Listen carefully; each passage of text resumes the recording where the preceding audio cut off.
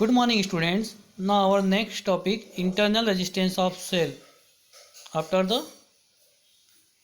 electromotive force of cell. Okay. Now in a cell we know that there are three main things: two electrodes, anode and cathode, and the electrolytes. And in a cell the current flow due to ions, positive and negative ions. Okay. And these ions flow through the electrolytes. Electrolytes means H2SO4, ammonium chloride. Okay.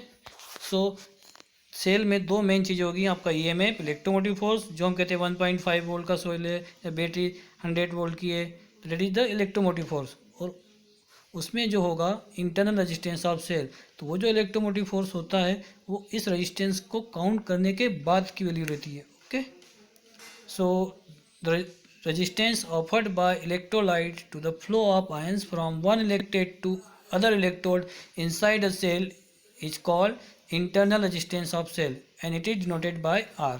Okay, हम external resistance पढ़ चुके हैं, वैसे वो conductor में था, ये internal resistance of cell में होगा। तो सेल में दो मेन थिंग्स होगी आपकी, हम एक तो ईएमएफ फाइंड आउट करेंगे और इंटरनल रेजिस्टेंस ऑफ सेल, और इन दोनों के एक्सपेरिमेंट भी हमें करना है। Now the factors affecting internal resistance of cell. First, nature of the electrolytes. Okay, second, it is directly proportional to the concentration of the electrolytes.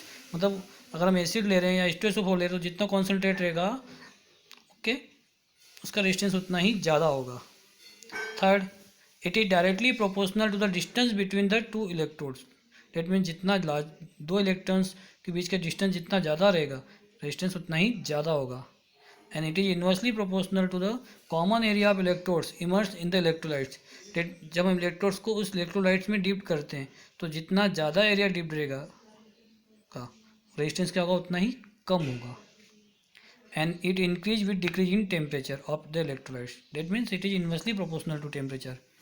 तो अब आप एक चीज़ ध्यान रखिएगा, कंडक्टर में हम जब ले रहे थे तो उसमें रेजिस्टेंस क्या था, डायरेक्टली प्रोपोर्शनल टू टेम्परेचर। तो except conductor, in all the things resistance is inversely proportional to temperature, not only electrolytes but in semiconductor also the resistance is inversely proportional to the temperatures।